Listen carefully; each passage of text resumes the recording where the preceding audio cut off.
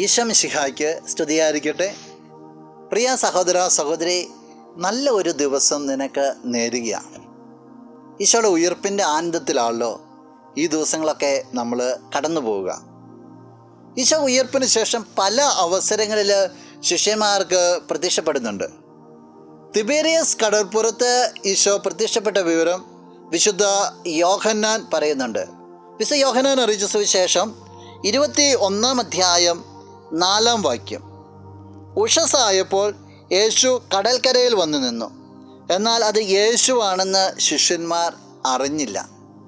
ഈശോയുടെ കൂടെ നടന്ന 3 വർഷം നടന്ന ശിഷ്യന്മാർ, എല്ലാ അത്ഭുതങ്ങളും അടയാളങ്ങളും കണ്ട ശിഷ്യന്മാർ, ഈശോയുടെ സ്നേഹവും വാത്സല്യമൊക്കെ ആവോളം ആസ്വദിച്ച ശിഷ്യന്മാർ, ഈശോയുടെ പ്രാർത്ഥന നേരിട്ട് ഏറ്റുവാങ്ങിയ ശിഷ്യന്മാർ.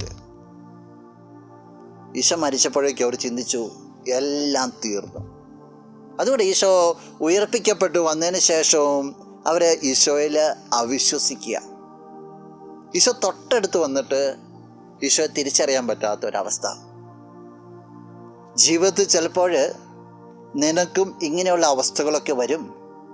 നീ അറിയുന്ന ഈശോ നിൻ്റെ ബുദ്ധിയുടെ തലങ്ങളിൽ മാത്രമാണ് നിൽക്കുന്നതെങ്കിൽ, നിൻ്റെ ചിന്തകളിൽ മാത്രമാണ് നിൽക്കുന്നതെങ്കിൽ, നിൻ്റെ അറിവിൻ്റെ തലങ്ങളിൽ മാത്രമാണ് നിൽക്കുന്നതിൽ, അതിനപ്പുറത്ത് നിൻ്റെ ജീവിതത്തിൻ്റെ ആഴങ്ങളിലേക്ക് ക്രിസ്തു കടന്നു വന്നിട്ടില്ലെങ്കിൽ, ഈ ക്രിസ്തുവിനെ കൂട്ടിക്കൊണ്ട് പോയിട്ടില്ലെങ്കിൽ, പ്രിയ സഹോദര സഹോദരി, ചിലപ്പോൾ നിനക്കും തോന്നും യേശു അടുത്ത് വന്നു കഴിയുമ്പോൾ, യേശു നിൻ്റെ ജീവിതത്തിൽ ഇടപെട്ട് കഴിയുമ്പോൾ ഇത് യേശു ആണോ അല്ലയോ ഒരു സംശയം ഉണ്ടാകും.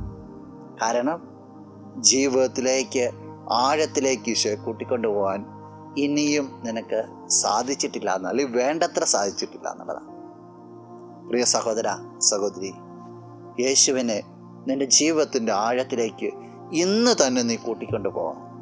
അത് അനുഭവിക്കാൻ നിനക്ക് സാധിക്കട്ടെ. നമുക്ക് പ്രാർത്ഥിക്കാം. കണ്ണുകൾ അടച്ചെന്ന് കരങ്ങൾ കൂപ്പാം.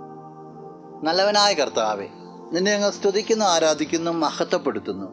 ഈശോയെ, നിന്നെ ജീവിതത്തിൻ്റെ ആഴങ്ങളിലേക്ക് കൂട്ടിക്കൊണ്ടുപോകാനായിട്ട് ഈ വ്യക്തിയെ നീ സഹായിക്കണമേ. നിൻ്റെ നാമത്തിൽ ഈ ദിവസം അനുഗ്രഹിക്കപ്പെടട്ടെ.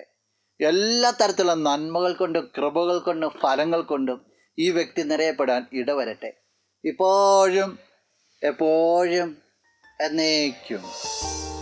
ആമേൻ.